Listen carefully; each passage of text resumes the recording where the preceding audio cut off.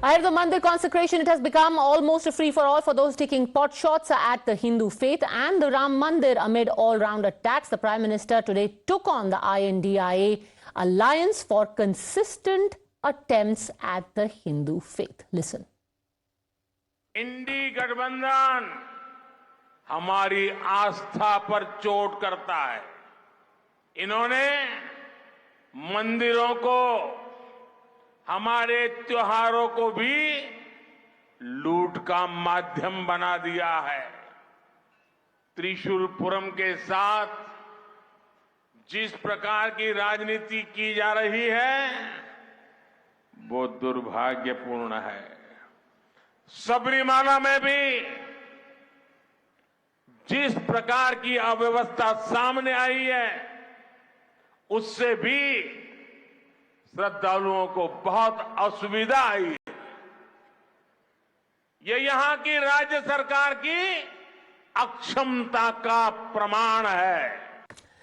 Chief Minister of Uttar Pradesh Yogi Adityanath today also spoke and said that there is only one dharma, which is Sanatan Dharma. Remember, this comes on a day where Congress leader B.K. Hariprasad in Karnataka kicked up a huge row when he said that authorities need to beware because he suspects something like the Godhra train burning may happen and there could be a plan afoot to create riots or a situation across the country.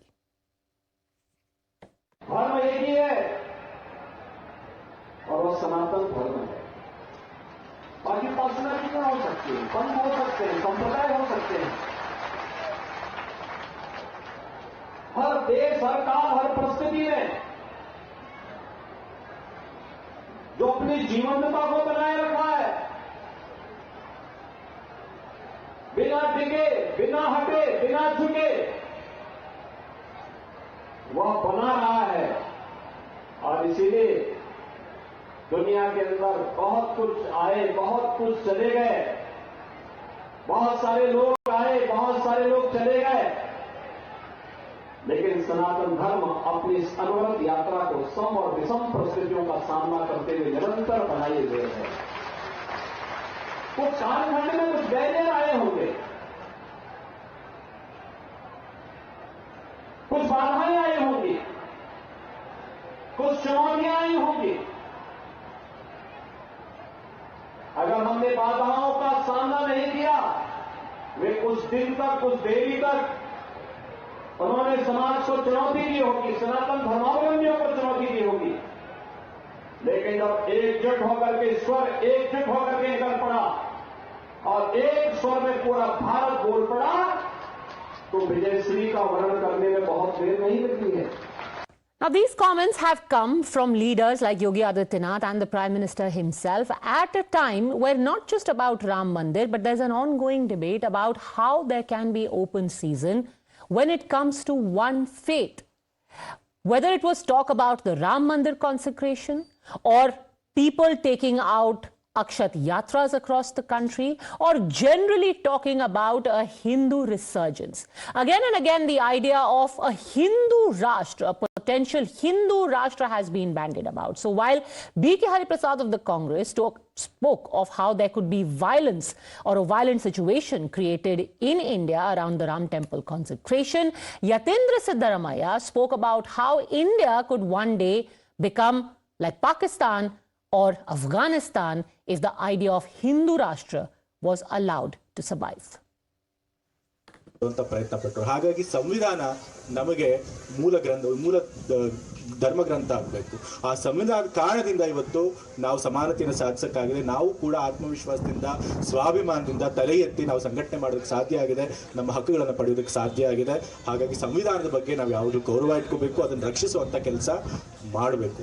ಆದರೆ ಈ ಸಂವಿಧಾನದಲ್ಲಿರುವಂತಹ ಮುಖ್ಯ ಲಕ್ಷಣ ಏನಪ್ಪಾ ಅಂತಂದ್ರೆ ಜಾತ್ಯತೀತ ತತ್ವ.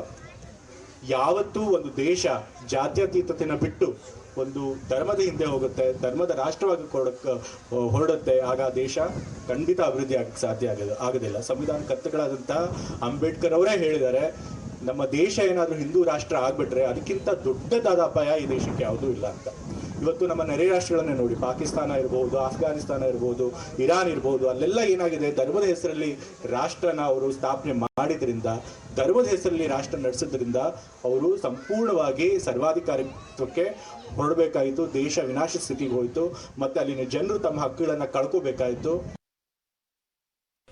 So finally, you were also, talking about how there could be a Godhra-like situation with various Karsevaks heading towards the consecration ceremony in Ayodhya. What is the...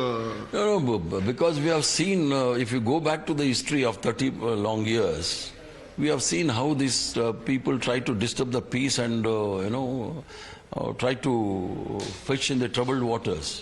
And since the Lok Sabha elections are very nearby, anything may happen. So they last time it was a Pulwama. What they did in Gujarat, what was Godhra, what they did in Kandahar, we have seen it. And they may say that Congress can't blame because of 84. 84, within a week, the things were under control. When Manipur, it's already 4 months now, no action has been taken there. And what was happening in Gujarat? In Godhra, it was almost 3 months the disturbance was there. So, in Kandahar, about 1 lakh people were displaced. And it's a very sorry state of affair, and government should take all precautions. As far as this Ram Mandir, it's my personal opinion, the inauguration of Ram Mandir, it's not a religious function, it's a political function. If it is a religious function, it should be headed by our Hindu gurus like Jagat Gurus. There are a lot of Dharam Gurus are there. If Dharam Gurus are inaugurating, we don't need any invitation or anything, we would have gone there. Since it's a political function, so we have to think twice. It's my personal opinion, it's not the party's opinion. But what makes you apprehensive that there could be violence or, these people could... Their history, history repeats. We have seen their background and we have seen their history. Whenever they are in crisis, they provoke all kind of these things. Right. So what really is the real meaning of the Ram Mandir, aside of all the politics that you will hear, and I'm sure you'll hear plenty of it over the next 19 days as well. Vedacharya David Frawley joins us. Thanks very much, sir, for speaking to us. I want to address the elephant in the room. Will a Ram Mandir in Ayodhya be a threat or a symbol of a threat and subjugation of other communities, as is being claimed? I think what we're seeing is typical political fear-mongering, particularly when parties are looking to an election that doesn't look very good for them. So we have to remember India was partitioned in, of course, 1947 into a Hindu majority India and a Muslim majority Pakistan. Pakistan, of course, continued with its culture, its religion, its expansion, but not one single Hindu temple was allowed to be restored by the Nehru government at that time, not even one. Not even the Ram Mandir in Ayodhya, which is the national symbol. Sardar Patel happened to get the Somnath temple restored, but without Nehru's direct support. So there was the freezing of the status of temples in the British era. And we have to remember India is a very ancient country, and these temples were being restored by the Marathas when they were coming back into power after defeating the Mughals. They restored many of them. But after the British era ended, there was not an attempt to allow the Hindus to take back anything. And in this regard, India is not just a modern nation state like Britain or the United States. Many of these modern nation states didn't come in until fairly recent times anyway. India is also a culture and a civilization. And we have to remember the leaders of the Indian independence movement wanted a civilizational awakening in India, not just to be an imitation European nation state. Whether it was Sri Aurobindo, Tagore, even Gandhi said he was a proud Hindu. So, and now we see this very strange things that the idea of a Hindu majority country becomes Afghanistan or Pakistan. Remember, these are Muslim majority countries. So I think this is fear-mongering at election times, hoping that there will be problems so they can raise more issues. But what we should be seeing is a national pride awakening, that a civilization after these thousands of years can come back. And we must remember it has been proved that there was a temple there at Ayodhya. And we must also remember that this heritage should be restored. And it is great not only for India, but for all Asia. Ramayana is the most popular story, perhaps in history, but certainly in Asia. So it's time for a national pride, not just as one group over another. Even the Buddhists honored Sri Ram. So this is what we need today. If you want peace, you put out an aura of peace. You don't throw fear-mongering for prospective violence. And so let us look to the beauty and the wonder going on and use it as a moment of peace, harmony for all. Sri Ram is for everyone. Dr. Frawley, I want to pick up on what you said earlier about the comparison being made between India or a Hindu Rashtra and what's happening in Pakistan and Afghanistan. The logic given to make that argument is that the presence of a Ram temple, or, you know, this whole hullabaloo over a Ram temple militates against the idea of secularism, which is what 21st century India demands. Well, first of all, secularism is a questionable term. Secularism in Europe was to remove the power of the state, of the church over the state, which India did not have. True secularism is honoring also spiritual traditions. It is not suppressing one religion in favor of another. Hindus have never invaded any country imposing their religion. They have never set up an agenda to convert everyone to Hinduism. They don't say, if you don't become a Hindu, you go to hell, and God is only with us. They do not have a history of destroying other temples and groups. And then let me put this in a historical context. India wasn't the only country to become free of foreign rule and became independent. Now, you'll notice in Eastern Europe, the Christian countries there reclaimed many of their churches that had become mosques, whether it was Romania, Hungary, even over time, Greece. That was not considered to be communal. That was considered to be an honoring of their independence. And even if you look at Turkey today, they are taking the oldest church, over 1,000 years old, Hagia Sophia, and now turning it into a mosque today. And then one more example I want to give is Saudi Arabia. Saudi has removed almost every single Turkish mosque in the country, claiming these were political monuments. They fought very hard with the Turks to gain independence. So they said, this is a political monument, so we don't need to honor it. India has these types of histories as well. So let's look at the situation as a whole, not try to compare India to Pakistan. Let's also compare it to what's going on in the other countries. But to that, many would counter that in Europe, it is a restoration of churches, not at the cost of destroying somebody else's places of worship. And Turkey is hardly an example to look up to. Well, actually, they did restore many churches that had become mosques. They were removed. In Bulgaria, for example, churches were also, they had to be made under Turkish rule lower than mosques. So no, that has definitely occurred. And there was a national awakening. The other point I want to raise is that India as a country, we can always say there's some discrimination. The Islamic population has done fairly well. Muslims, I should say, Hindus in Pakistan are marginalized and have almost disappeared. They have almost no human rights.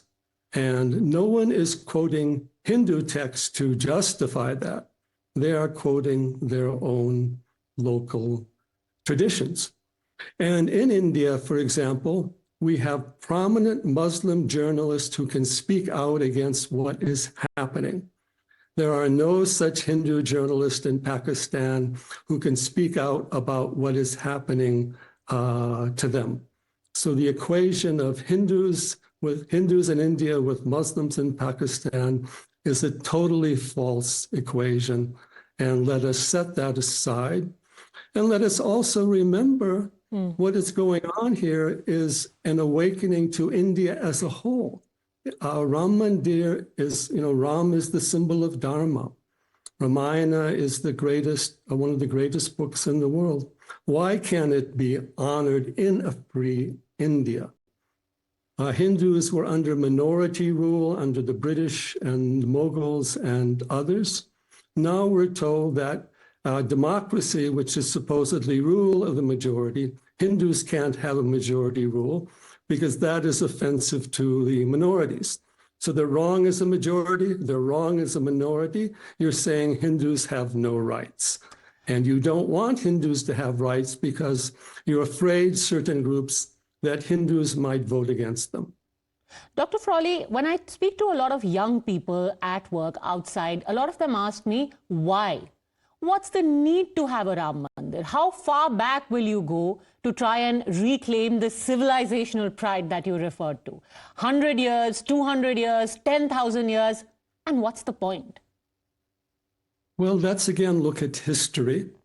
And historically speaking, 100 years ago, India was under British rule.